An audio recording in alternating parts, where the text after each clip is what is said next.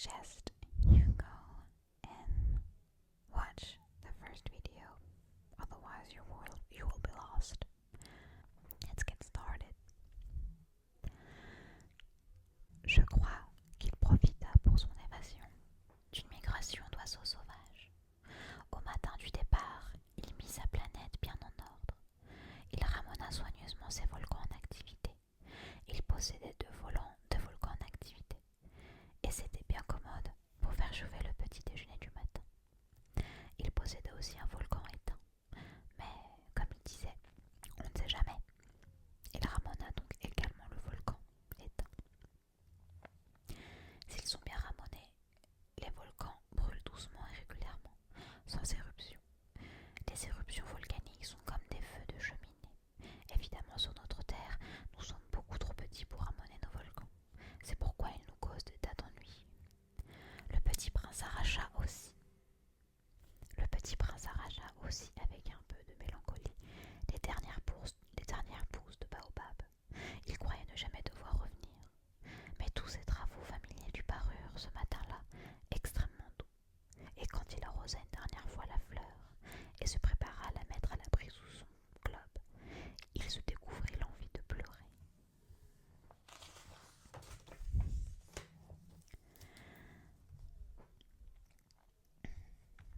Adieu, dit-il à la fleur. Mais elle ne lui répondit pas. Adieu, répéta-t-il. La fleur toussa. Mais ce n'est pas à cause de son rhume. J'ai été sotte, lui dit-elle enfin. Je te demande pardon. Tâche d'être heureux. Il fut surpris par l'absence de reproche. Il restait là, tout déconcerté, le globe en l'air. Il ne comprenait pas cette douceur calme. Mais oui, je t'aime, lui dit la fleur. Tu n'en as rien su par ma faute. Cela n'a aucune importance. Mais tu as été aussi sot que moi. Tâche d'être heureux. Laisse ce globe tranquille. Je n'en veux plus.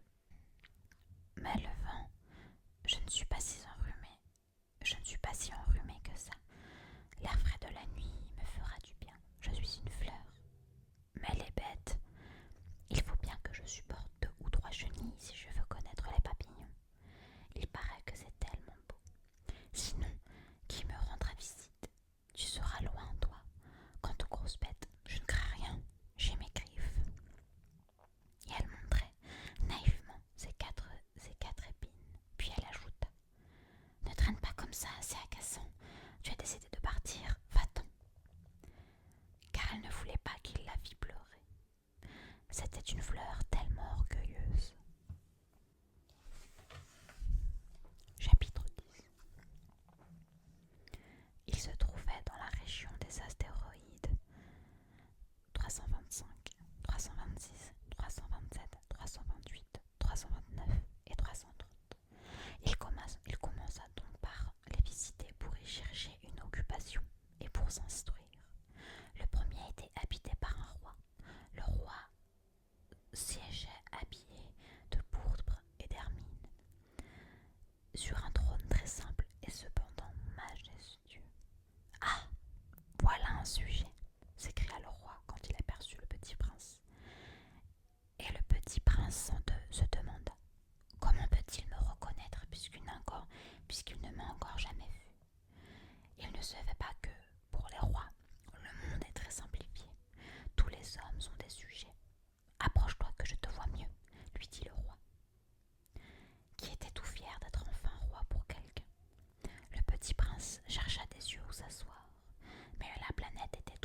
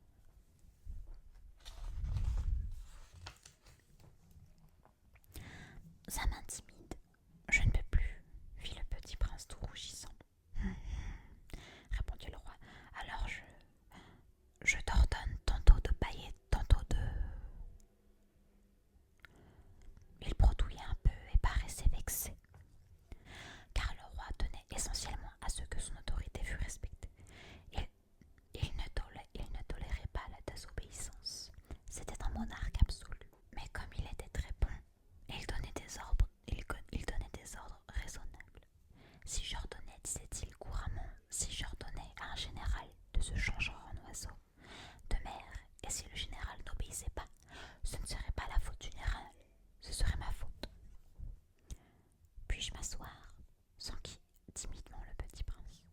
Je t'ordonne de t'asseoir, lui répondit le roi, qui ramena majestueusement un peu de son manteau d'hermine. Mais le petit prince s'étonnait.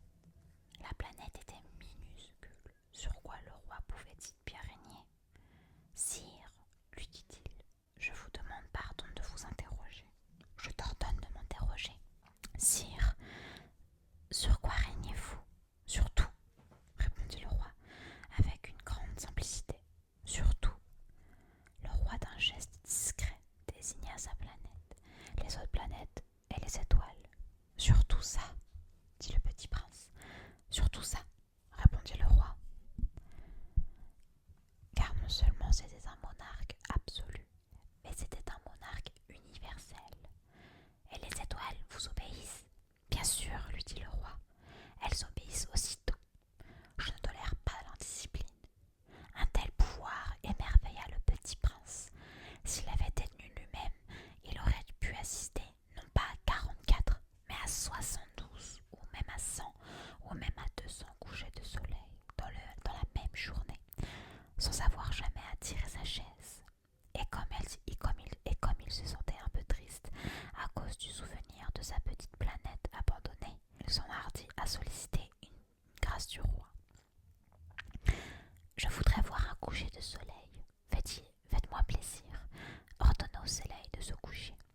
Si j'ordonnais à un général de voler d'une fleur, si j'ordonnais à un général de voler d'une fleur à l'autre à la façon d'un papillon, ou d'écrire une tragédie, ou de se changer en oiseau de mer, et si le général n'exécutait pas l'ordre reçu, qui de lui ou de moi saurait dans son tort? Ce serait, vous dit fermement le petit prince. Exact. Il faut exiger de chacun ce que chacun peut donner, reprit le roi. L'autorité repose d'abord sur la raison. Si tu ordonnes à ton peuple d'aller se jeter à la mer, il fera la révolution. J'ai le droit d'exiger l'obéissance parce que mes ordres sont raisonnables. Alors mon coucher de soleil, rappela le petit prince qui jamais n'oublie une question une fois qu'il l'avait posée. Ton coucher de soleil, tu l'auras, je l'exigerai. Mais j'attendrai dans ma science du gouvernement que les conditions soient favorables. Quand ce sera-t-il? S'informa le petit prince. Lui répondit le roi qui consulta d'abord un gros calendrier. Ce sera vers ce soir, vers 7h40, et tu verras comme je suis bien obéi. Le petit prince bâilla. Il regrettait son coucher de soleil manqué, et puis il s'ennuyait déjà un peu. Je n'ai plus rien à faire ici, dit le roi. Je vais repartir. Ne pars pas, répondit le roi qui était si fier d'avoir un sujet. Ne pars pas, je te ferai ministre. Ministre de quoi? De la justice. Mais il n'y a personne à juger. On ne sait pas, lui dit le roi. Je n'ai pas fait encore le tour de mon royaume. Je suis très vieux. Je n'ai pas de place pour un carrosse et ça me fatigue de marcher. Oh, mais j'ai déjà vu, dit le petit prince qui se pencha pour jeter un coup d'œil sur l'autre côté de la planète. Et il n'y a personne là non plus. Tu te jugeras donc toi-même, lui répondit le roi. C'est plus difficile. Il est bien plus difficile de se juger soi-même que de juger autrui. Si tu réussis à bien te juger, c'est que tu es un véritable sage. Moi, dit le petit prince, je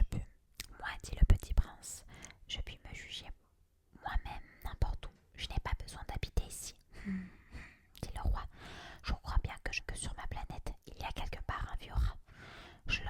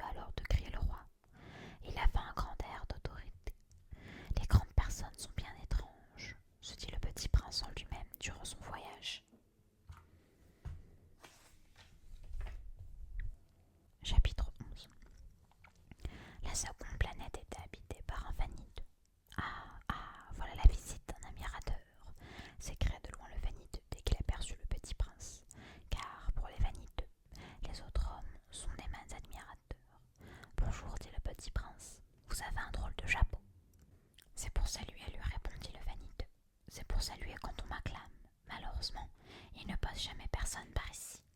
Ah oui, dit le petit prince, qui ne comprit pas. Frappe tes mains l'une contre l'autre, conseilla donc le vaniteux. Le petit prince frappa ses mains l'une contre l'autre. Le vaniteux salua modestement en soulevant son chapeau. Ça, c'est plus amusant que la visite du roi, se dit en lui-même le petit prince, et il recommença de frapper ses mains l'une contre l'autre. Le vaniteux recommença de saluer en soulevant son chapeau. Après 5 minutes d'exercice, le petit prince se fatigua de la monotonie du jeu. Et pour que le chapeau tombe, demanda-t-il, que faut-il faire? Mais le vaniteux ne l'entendit pas. Les vaniteux n'entendent jamais que les louanges.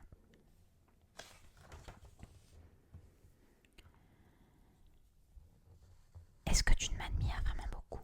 Demanda-t-il au petit prince. Qu'est-ce que signifie admirer?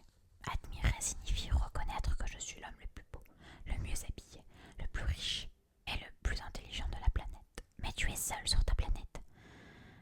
Fais-moi ce plaisir. Admire-moi quand même. Je t'admire, dit le petit prince, en haussant un peu les épaules. Mais en quoi cela peut-il bien t'intéresser? Et le petit prince s'en fut.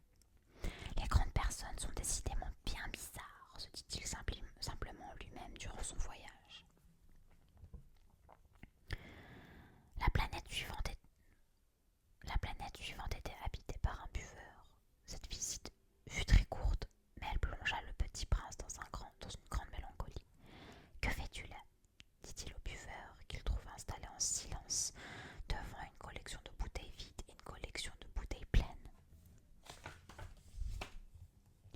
Je bois, répondit le buveur d'un air lugubre. Pourquoi bois-tu? Lui demande le petit prince. Pour oublier, répondit le buveur. Pour oublier quoi? S'enquit le petit prince qui déjà le plaignait. Oublier que j'ai honte, avoua le buveur en baissant la tête.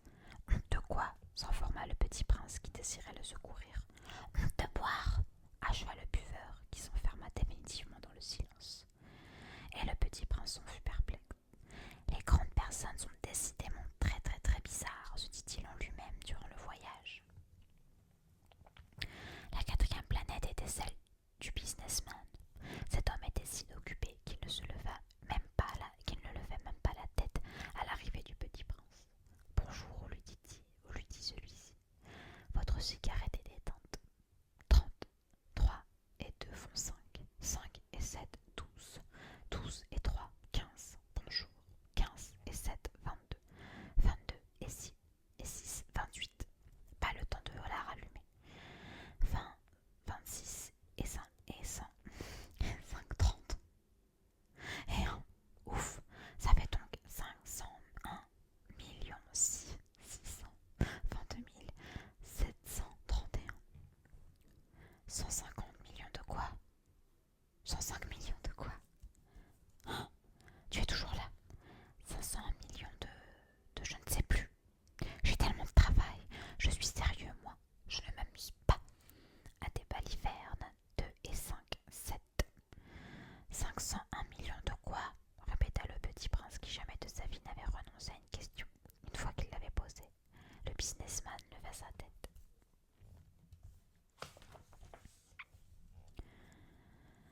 Depuis 54 ans que j'habite cette planète ici, je n'ai jamais été dérangé que 3 fois. Depuis 54 ans que j'habite cette planète ici, je n'ai été dérangé que 3 fois. La première fois, ça a été il y a 22 ans, par un hanneton qui était tombé, je sais où. Il répandait un bruit épouvantable et j'ai fait 4 erreurs dans une addition. La seconde fois, ça a été il y a 11 ans, par une crise de rhumatisme. Je manque d'exercice. Je n'ai pas le temps de flâner. Je suis sérieux. La troisième fois, la voici. Je disais donc 501 millions. Millions de quoi? Le businessman comprit qu'il n'était point d'espoir de paix. Millions de ces petites choses que l'on voit quelquefois dans le ciel. Des mouches. Mais non. Des petites choses qui brillent. Des abeilles. Mais non. Des petites choses dorées qui font rêvasser les feignants. Mais je suis sérieux, moi. Je n'ai pas le temps de rêvasser. Ah, des étoiles. C'est bien ça. Des étoiles. Et que fais-tu de 500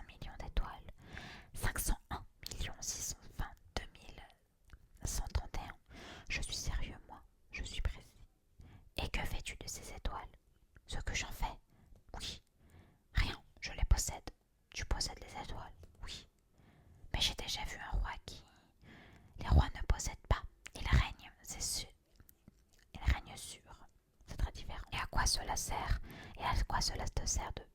Et à quoi cela te sert-il de posséder des étoiles? Ça me sert d'être riche.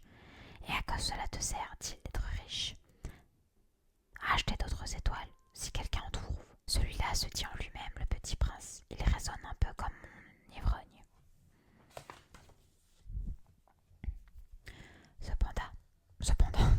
Cependant, il posa encore des questions. Comment peut-on posséder les étoiles? À qui sont-elles? Riposta grincheux le businessman. Je ne sais pas, à personne. Alors elles sont à moi, car j'y ai pensé le premier.